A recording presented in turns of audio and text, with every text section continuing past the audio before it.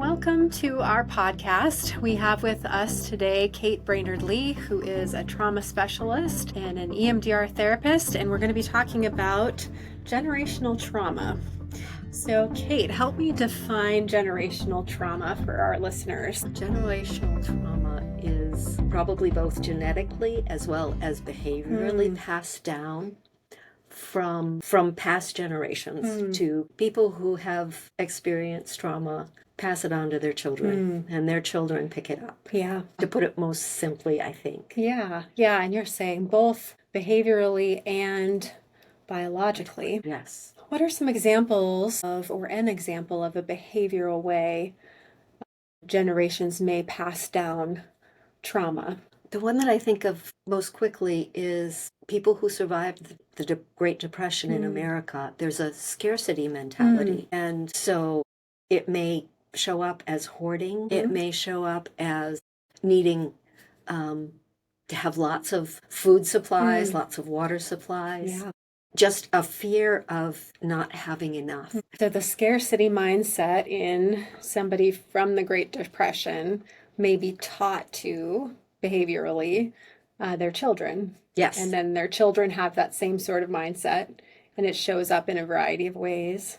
And then that may be passed to their children. Yes. A hilarious story that I've heard is a family, like the granddaughter, cutting off the ends of the ham every time she cooks it. And her child asks her why. And she says, well, my mom did it. And then she asks her mom, why do you cut off the ends of the ham every time you cook it, no matter what size the pan is?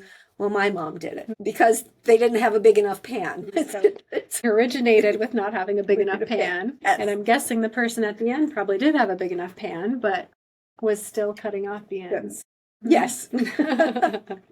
Yeah, that's a great example of how things are behaviorally passed on. And some more serious examples would be through drug abuse or physical abuse. We all know of times that that's been passed down generation to generation, and how hard that can be to break that. Yes. Young women choosing abusive men because that's what they grew up with.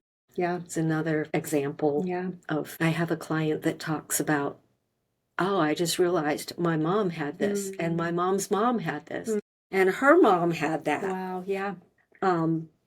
How they all had broken marriages and married men who did not respect them. For generations. Yeah.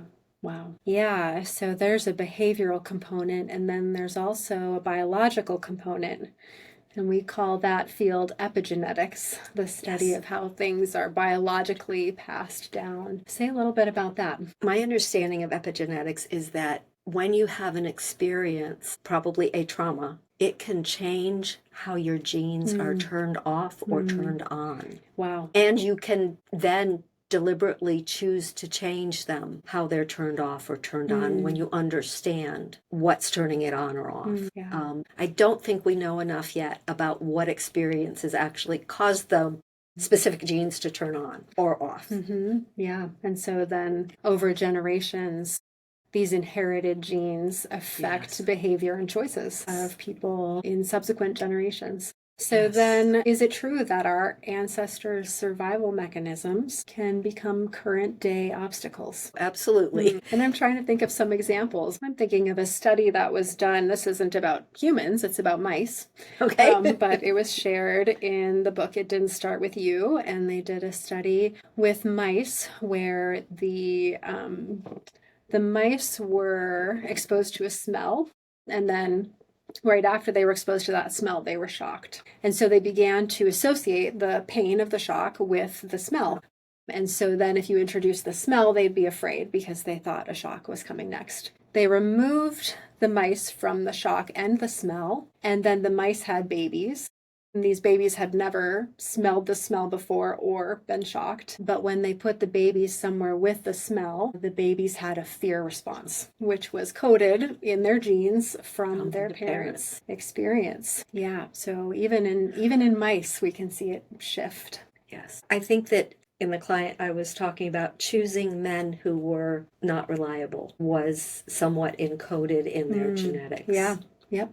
that it's what they saw and it's what felt normal. Mm-hmm. Yeah. And we go for what feels normal, not always for what is good or best for us. Yeah. And we see this generational trauma biblically as well. It shows up a lot in the language of the Old Testament, but we can also see God's design for it, that if our ancestors were in danger, it would be really adaptive and great for them to have their offspring's genes switch so that they could then respond to that same kind of danger of being attacked by a specific wild animal in a specific area of the world. And then if your offspring is then afraid of that wild animal, that would be beneficial. Yes, But it doesn't work that way always, and sometimes gets in the way. Right. Yes, much more so now. Like in talking about from the Great Depression and scarcity, it can limit someone's lives if they become hoarders, but they feel like they can't let go of anything because what if it could be useful? Yeah. What would we say that breaking the cycle might look like, or beginning to break the cycle in daily life for somebody coming from a traumatic family background or multiple generations of trauma? How do they start that? Part of it is recognizing the pattern. You have to see it first, and getting in touch with how the places that you see yourself responding that way, and then being able to deliberately, consciously, intentionally make a different choice. Although I also would say EMDR is very helpful for that. Yeah, absolutely. That it helps your brain function differently, have different neural connections, that you change that in your brain as you do that the work of EMDR. Yeah. But first, you have to see the pattern and say you want to change it and recognize where it's showing up. It's not simple. Yeah.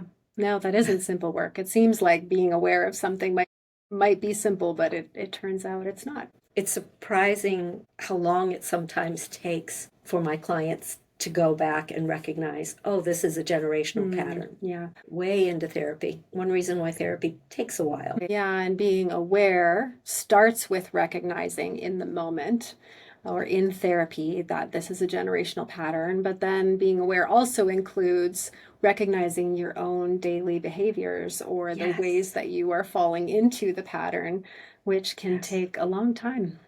You have to be willing to look at your family patterns. And some people don't want to look back. It's painful and difficult work. Yes. But if you have the same experience as I do, for every client who's done the work, it's worth it. Absolutely, it is worth it. Because you have so much more control of your whole life. And you can it gives you freedom. Don't we all want more freedom? Yes. So maybe we say a little more about that for our listeners who feel damaged by their inheritance. What is a message of hope? That you can make choices that are different. Yeah. You can have that freedom. When you have the information, when you learn it, it gives you so much life that you get to choose. There are good genetic patterns that, as you talked about, the being fearful of a particular animal because they attacked you. I think of my clients who choose to have different and healthier relationships, choosing a different partner, choosing to follow their dreams and not be stuck. Yeah. Getting to have a voice, practicing having a voice is a way of having hope and being different. So learning emotional silence, learning that from your family and finding out, no, I am going to feel my emotions and I am going to express them in all sorts of different ways. That emotions don't have to rule me, and they do rule you when you're required to keep them silent. They are controlling you. And when you can welcome your emotions and be comfortable with them and listen to them, but not be controlled by them, there's such power in that. I think empowerment is something that's a part of breaking the generational habits and trauma. Yeah, I love that. I love that word, empowerment. We've talked a little bit about therapy and being with a good, healthy counselor, a trauma therapist, EMDR, and how that can help. There's a lot of good tools for people.